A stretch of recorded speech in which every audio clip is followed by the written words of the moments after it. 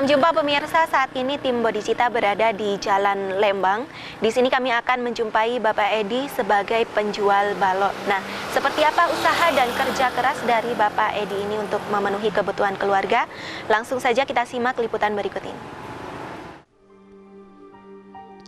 Di setiap rumah makan, baik itu restoran maupun warung-warung kecil, pasti membutuhkan dan menyediakan penambahan kesegaran untuk minumannya.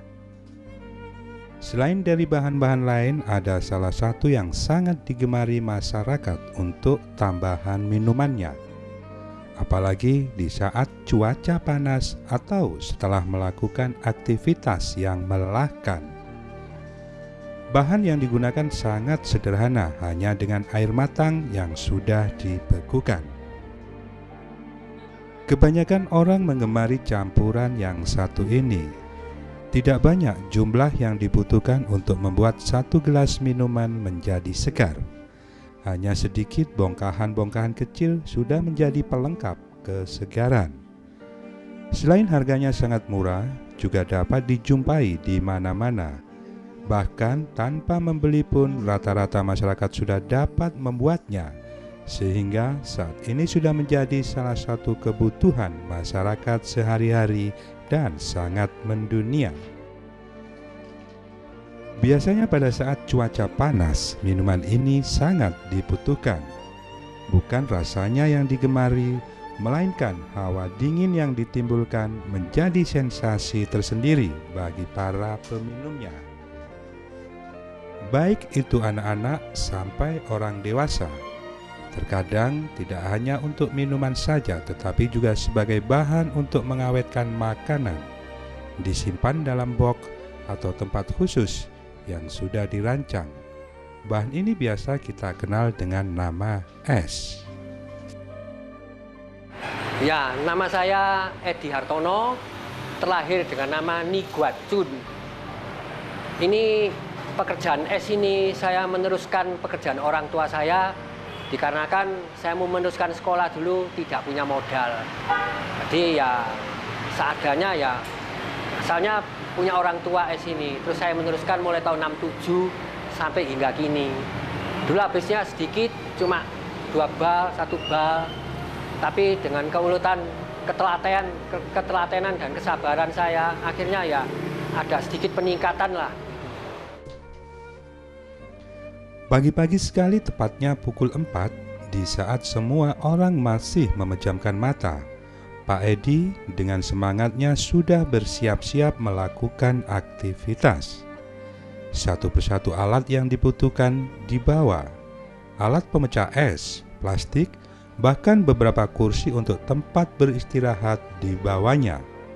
Walaupun jarak yang ditempuh untuk menuju lokasi tempat bekerja cukup jauh, Pak Edi tetap melampaui dengan rasa senang. Dinginnya angin di pagi hari juga tak membuat tubuh tuanya menjadi kalah, melainkan menjadi sahabat dekat. Hingga sampai di lokasi, Pak Edi mulai menunggu balok-balok es besar yang dikirim dari pabrik.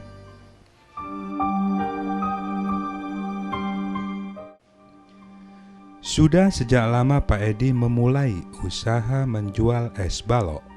Usaha yang merupakan warisan atau meneruskan pekerjaan orang tua dilakukan setiap hari. Bahkan pelanggan-pelanggannya pun sudah ada sejak orang tuanya memulai usaha menjual es balok. Karena harga yang ditawarkan Pak Edi cukup murah, atau juga karena keterkaitan batin antara pelanggan dengan dirinya, sehingga para pelanggannya tetap dengan setia membeli es balok tersebut. Itu berhenti sekolah, nggak bisa meneruskan karena punya biaya. Saya meneruskan pekerjaannya orang tua papa saya. Papa ada udah tua, udah 70 lebih. Saya yang meneruskan ya di situ, di toko itu. 67. Jualan ini apa? Kenapa? Susahnya jualan es ini apa? Susahnya kalau jualan es sih ya satu, terjadi hari-hari libur. Iya, hari libur umum. Misalnya mau hari raya. Nah ini puasa ada udah sepi, nanti mau hari raya, sesudah hari raya libur. Nah ini ya ada yang masuk cuma 1-2, yang beli cuma sedikit. Kadang-kadang saya cuma 2 kotor. Nah yang beli cuma dikit, ya apa? Depot nguling libur, yang besar-besar libur. Datang kan cuma 2 bal. Gimana lagi kalau musim hujan? Pagi udah hujan, wah ya susah. Jadi mestinya beli malah nggak beli. Kayak naik beca itu, oh libur terus. Nah udah. Nah ini sisa banyak nanti. Nah itu susahnya. Musuh terbesar ya yang hujan sama hari-hari libur-libur itu. Konsumennya libur sekali.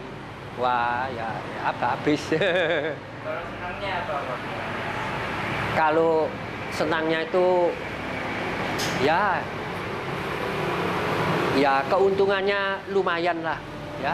Nggak jual apa kalau modal 5,5 dijual 10.000 sampai 12, untungnya segitu kan jarang. Itu apa? Jadi keuntungannya kan antara 4.000, 4,5 gitu. Ya senangnya cuma itu aja. Sekarang misalnya jual yang lainnya cari untung segitu kan susah. Cuma masalahnya ya si es ini juga berat itu apa? Ya beratnya kalau 1 godor 30 kilo berat. Jadi setiap hari nggak pernah libur? Enggak pernah libur. Sakit pun saya tetap jual. Karena yang beli ada. Nanti kalau saya libur, wah nanti pembeli saya dikirim, di drop sama yang becak-becak gerobak itu. Dia sistem jemput bola, kirim.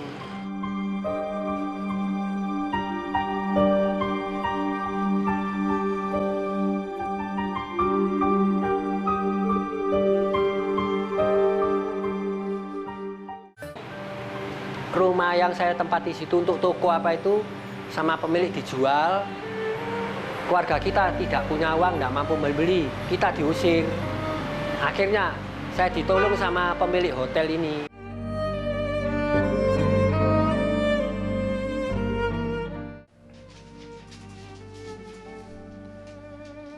Ada beberapa kendala dihadapi Pak Edi dalam melakukan pekerjaannya, terutama pada saat musim penghujan datang.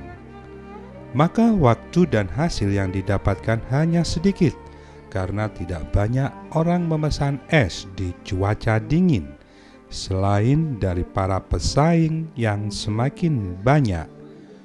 Juga pada saat ini di setiap rumah rata-rata sudah memiliki mesin pendingin.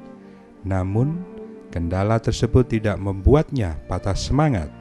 Pak Edi yakin tetap dapat menjual es balok dengan bertumpu pada pelanggan-pelanggan setianya.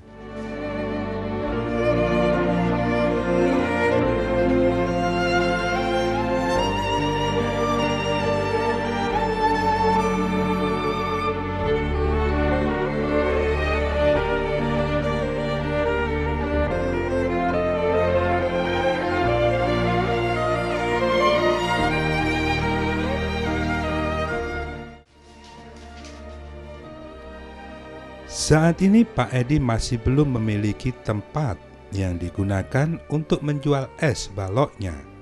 Untuk sementara lokasi yang digunakan adalah pinjaman dari salah seseorang pengusaha.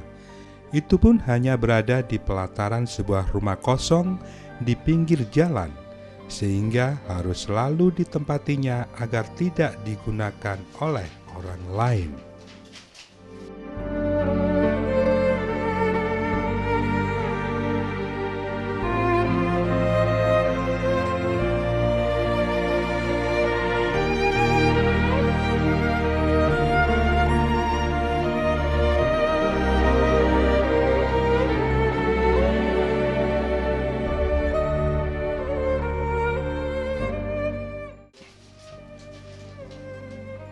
Di usia senjanya, Pak Edi terus berusaha berjuang, memenuhi kebutuhan hidup sehari-hari.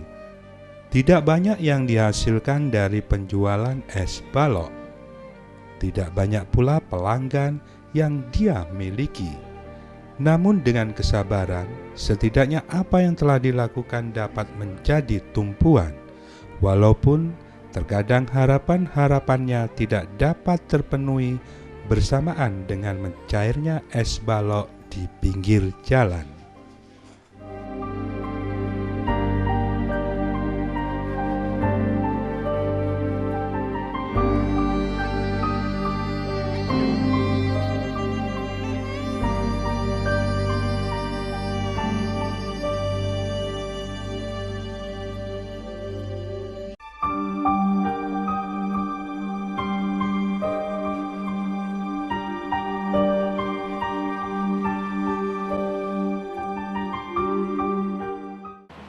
Saya bisa habis banyak dulu.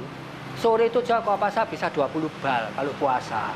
Tapi sesudah penduduk beli kulkas, freezer apa itu, wah ya puasa, waktu buko ya istilahnya, kalau sore buko itu nggak ada yang beli sama sekali. Sama sekali nggak ada yang beli. Terakhir saya ingat waktu itu saya jual 5 bal. 5 bal itu utuh, tidak laku. Ya di sini nih.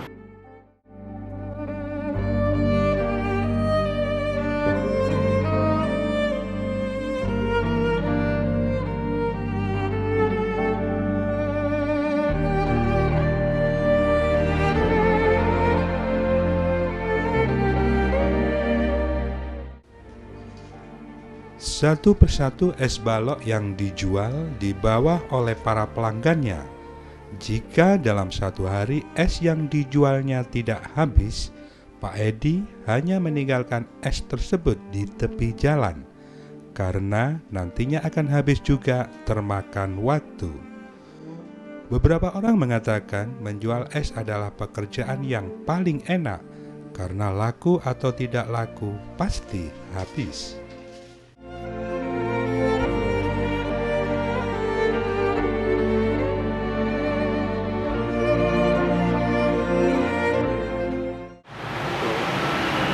Akhirnya di sini langganan cuma pagi aja sampai siang gitu. Habisnya sekarang sedikit lah, cuma 6, 5, 6, 7 jarang. Dia seadanya sudah, pokoknya bisa menyambung hidup. Mengambilnya dari pabrik es Kauman Ngagli. Dulu saya ngambil dari 3 pabrik dulu, waktu habis banyak itu, habis 40, 30.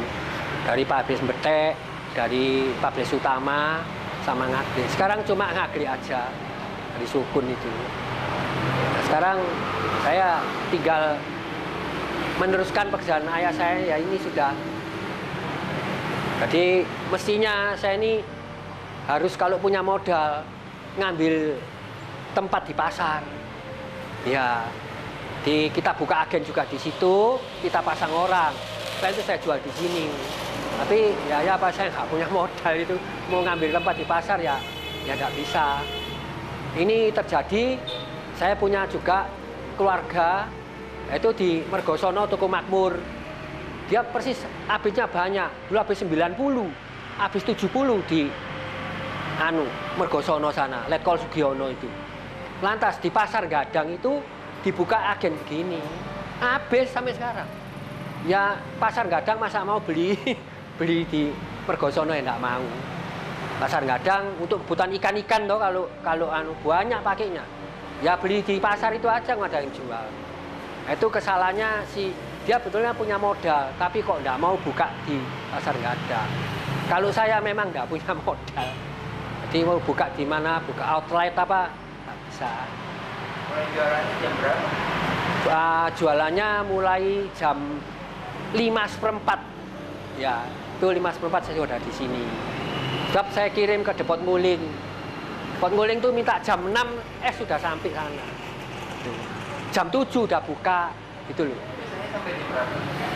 Nah, di sini sampai jam 11 gitu. Nah, itu pulang sudah. Ya sudah usia gini, ya kalau lama-lama nggak kuat. Dipulang istirahat.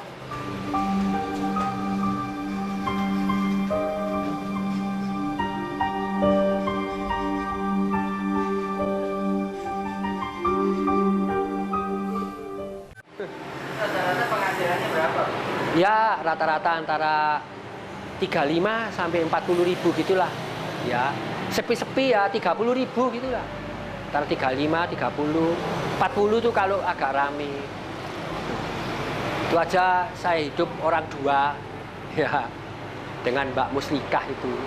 Selama ini cukup nggak dari jualan es aja? Mestinya ya nggak cukup,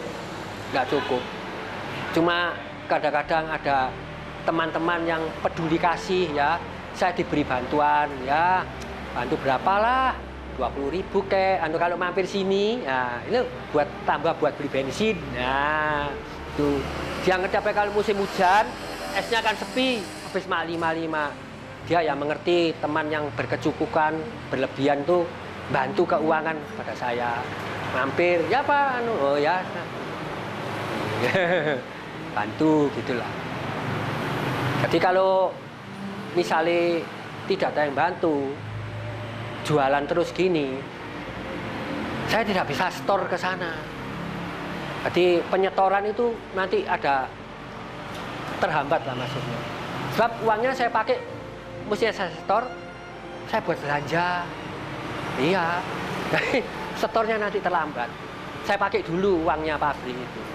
Ya mereka sih toleransi lah. Tahu keadaan saya esnya habisnya mak 6, 5, 65 gitu. Jadi uang Penghasilannya itu termasuk modal apa? penghasilannya itu tidak termasuk modal. Sudah bersih sekian itu, tapi kotor juga, tapi belum buat belanja apa lu. Belanjanya saya ya sehari 20.000 lah sekitar gitu. Ya, jadi kalau dengan modalnya 5,5 berapa ya 33.000 gitulah modalnya kalau 6. Modal 33, keuntungannya antara ya 30, 35 sampai 40 ya segitu. Berarti udah berapa tahun jualan? Saya jual es mulai tahun 67. Masa muda Pak Edi selalu dipenuhi dan diisi dengan aktivitas untuk mendukung kebutuhan hidupnya. Salah satu yang dilakukan adalah dengan menjadi pemain musik untuk mengisi beberapa acara seperti pernikahan maupun event-event lainnya. Terlihat dari beberapa dokumentasi yang masih disimpan. Selain menjadi musisi, Pak Edi juga pernah menjadi seorang atlet binaraga, walaupun hanya beberapa saat saja.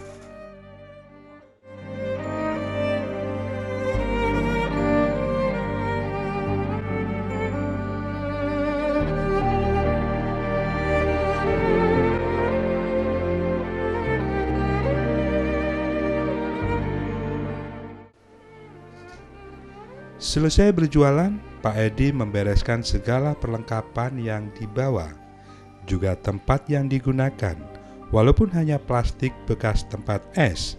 Dalam perjalanannya, Pak Edi berharap akan hari esok yang lebih baik untuk kemajuan usaha yang dirintis bersama dengan es balok di pinggir jalan.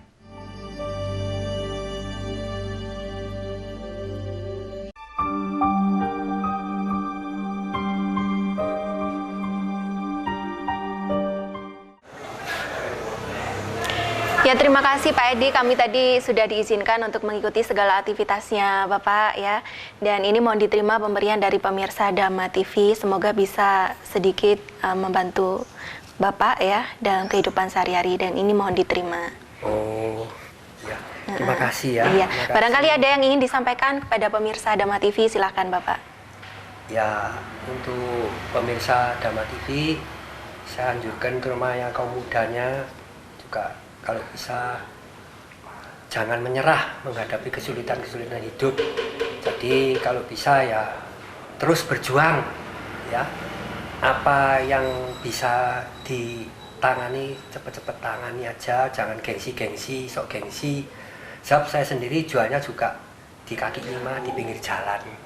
Jadi kalau yang muda-muda bila perlu ya seadanya apa, jangan gengsi ya. Jadi kalau bisa ya dikerjakan saja, pokoknya ada hasilnya, perut terisi. Yang penting kita ada kemauan dan juga berusaha keras gitu Bapak ya. Sebab kaum muda sekarang saya lihat banyak juga yang gengsi. Kalau dari pendidikan, saya juga pernah mengenyam pendidikan di fakultas juga. Pak Herman itu ya, itu di sipil sampai tingkat 1. Kalau dia pendidikan gitu, kalau jual es di pinggir jalan misalnya ya si kita ya sulit ya. Iya. Nah, terus harga dirinya kemana? Tapi kalau nuruti yang si Gensil tadi, perut ya nggak terisi nanti. Apa yang dimakan? Jadi ya adanya faknya itu yang lain nggak bisa tuh lah ya apa ya dikerjakan saja. Kebetulan ada kesempatan yang ini, kenapa tidak kita kerjakan gitu Bapak ya? Kalau tunggu lainnya yang sesuai dengan misalnya benih wadul lah ya kapan. Iya. Ya, terima kasih untuk kesempatannya Pak. Iya.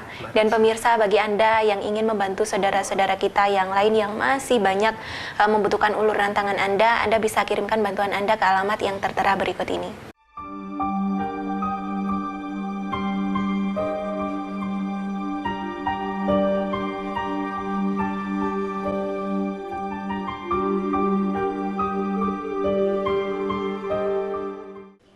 Beginilah fenomena usaha kecil yang dana seluruhnya adalah dana pribadi dan terkadang ada beberapa didukung oleh sanak saudara, keluarga, serta teman-teman. Dengan adanya mereka-mereka inilah hingga dapat memberikan jalan alternatif bagi orang-orang yang menginginkan kesamaan rasa dengan harga terjangkau.